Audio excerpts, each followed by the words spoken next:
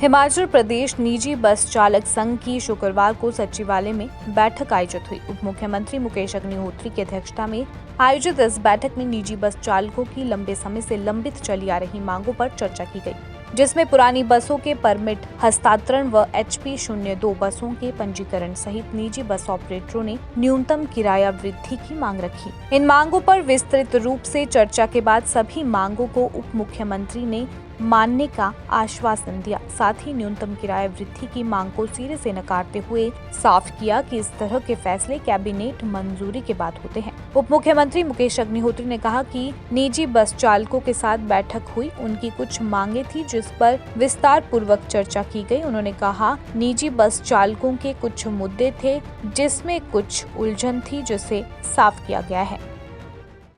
देखिए, हिमाचल प्रदेश के जो प्राइवेट बस ऑपरेटर यूनियन है, उन्होंने समय मांगा था हमारे से, तो आज उनको मीटिंग उनके साथ की गई है और उनके जो स्टेट वाइड जो इश्यूज थे उन पे डिस्कशन हुई और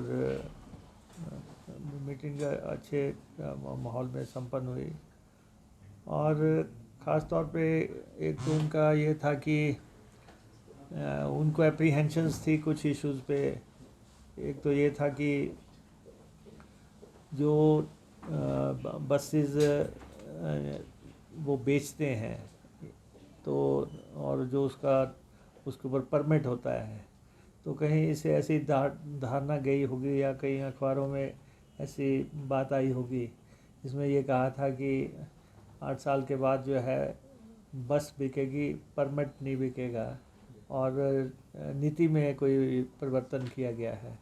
तो ऐसा अभी हमने कोई नीति में परिवर्तन नहीं किया और वही मामला अभी तक चल रहा है और हमने उनको एश्योरेंस दी है कि हम उनके कोई हितों से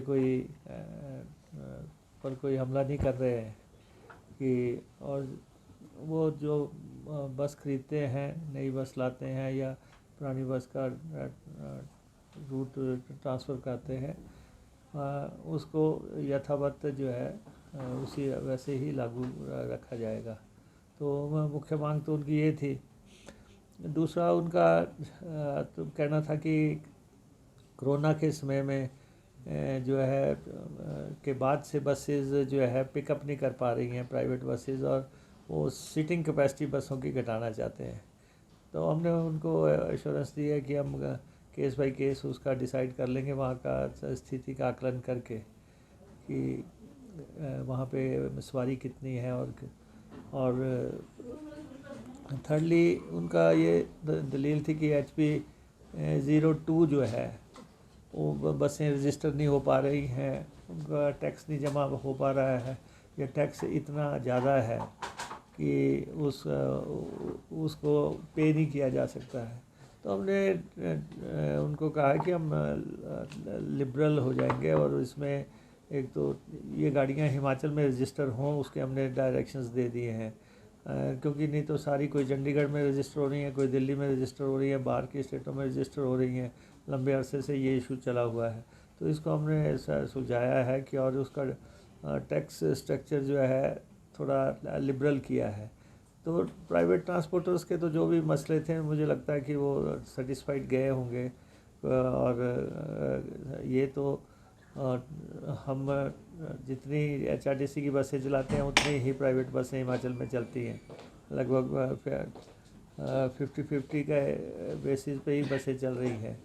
और अब तो हमने उनको बताया कि हम 107 बसेस के नए रूट दे रहे हैं, नए 200 रूटों पे चलेंगी। 107 नए रूट्स हमने कैबिनेट से कर दिए हैं। 100 टेम्पो ट्रैवलर भी हमने चलाने के फैसला कर दिया, उनके रूट्स भी बहुत जल्दी तय कर दिए जाएंगे। तो जहाँ कोई रूट्स नहीं है वहाँ पे टेम्पो ट्रैवलर्स चलाने का अभी फैसला हमने किया है। तो ये सारी बातें उनके साथ शेयर हो गई हैं। कुछ बसेस की बॉडीज़ बाहर से बन के आती हैं, उस पर टैक्सेशन ज़्यादा का लगाने की बात थी, वो भी हम उनकी मांगे काफ़ी जेन्युइन थी और हम उनको सुलटा रहे हैं। वहीं निजी बस ऑपरेटर संघ के प्रदेशाध्यक्ष राजेश प्राशर ने कहा कि उनकी उप मुख्यमंत्री के साथ बैठक हुई है। उप मुख्यमंत्री ने उनकी सभी मांगे मानने का आश्वासन दिया है।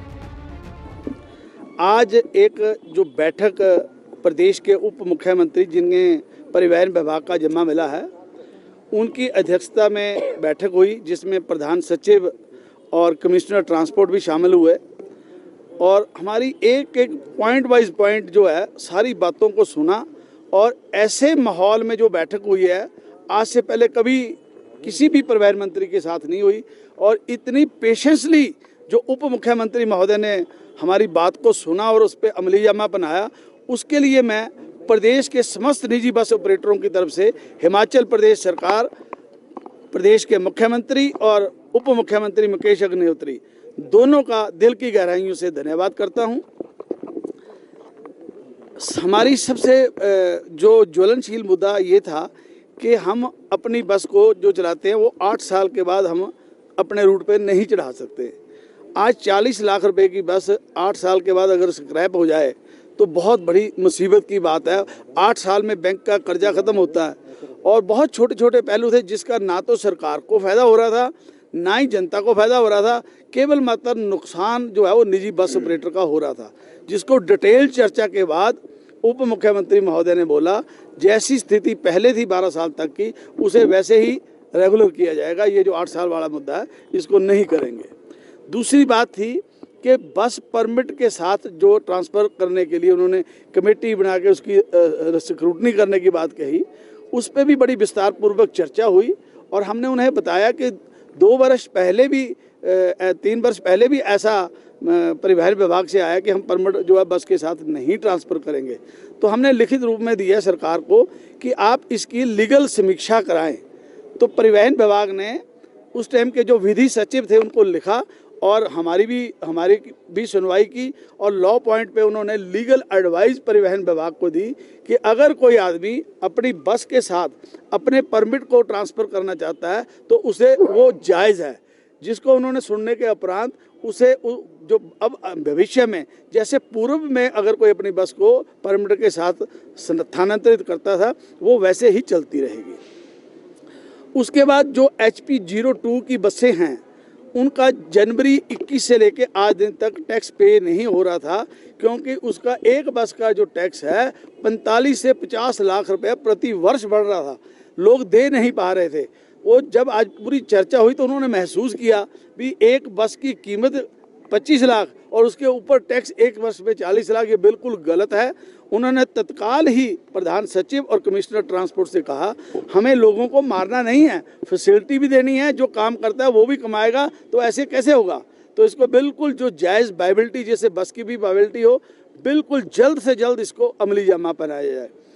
फिर हमने एक डिमांड रखी कि अदर स्टेटों में RTO लेवल पे 01 ऑल इंडिया के परमिट स्वीकृत हो जाते हैं, हमारे जो है वो प्रिंसिपल सेक्रेटरी STA के माध्यम से होते हैं और इनकी व्यवस्थाएं होती हैं। 2-2, 4-4, 5-5 महीने कई बार बैठक नहीं हो पाती, लोग अपनी बस खरीद के खड़ी रहती है, जब तक बैठक आती है स्वीकृति होती है बड़ा लंबा अंतराल हो जाता था। वो भी आज उप मुख्यमंत्री महोदय ने आदेश दे दिए हैं कि ऑल इंडिया के परमिट जो है उसकी स्वीकृति उसको जारी करने की जो है पावर जो है वो RTO को देंगे और भविष्य में ऑल इंडिया के चाहे वो टैक्सी का है, चाहे वो मैक्सी का है, चाहे वो ओमनी बस का है, वो परमिट अब RTO लेवल पे जारी होंगे, जो कि एक अपने आप में बहुत बड़ा ऐतिहासिक फैसला है जो आज दिन तक परिवहन विभाग के इतिहास में कभी नहीं हुआ है। उस फैसले को आज मुकेश अग्निहोत्री जी ने लिया, जिसके लिए प्रदेश के समस्त निजी बस ऑपरेटर उनके धन्यवादी हैं। मैक्सिमम मुद्दे जो है वो उन्होंने हमारी बात को सुना और महसूस किया। हमने भी अपनी बात को बिल्कुल लॉजिकली तरीके से किया। कुछ बसों की मॉडिफिकेशन है, कुछ बसों की सीटिंग कैपेसिटी है। कोरोना काल के बाद बहुत से लोग जो है अपने पर्सनल व्हीकल पे चल गए, चाहे वो स्कूटरी है, एक्टिवा वगैरह या कोई छोटी कार है, वो द्वारा पब्लिक ट्रांसपोर्ट पे नहीं आए, जिस कारण जो है यात्रियों का दबाव कम हो गया।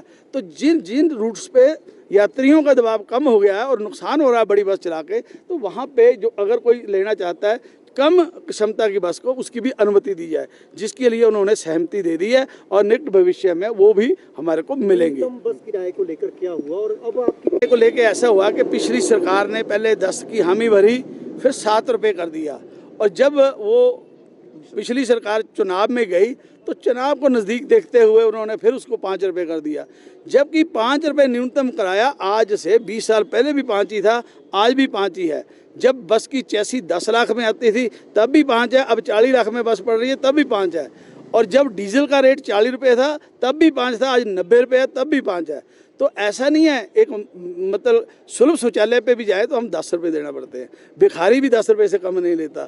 और जहाँ तक 5 रुपये की बात है, 5 रुपये का सिक्का हर आदमी के पास नहीं है। अगर वो पे करने के लिए बोलता है तो 500 का नोट देता है, तो 495 रुपये एक सवारी को वापस करना या 195 रुपये वापस करना या 95 रुपये वापस करना वो स्वाभाविक नहीं है। तो कंडक्टर भी कहता है इतने मेरे पास पैसे नहीं, आप वैसे ही सफ़र कर जाओ।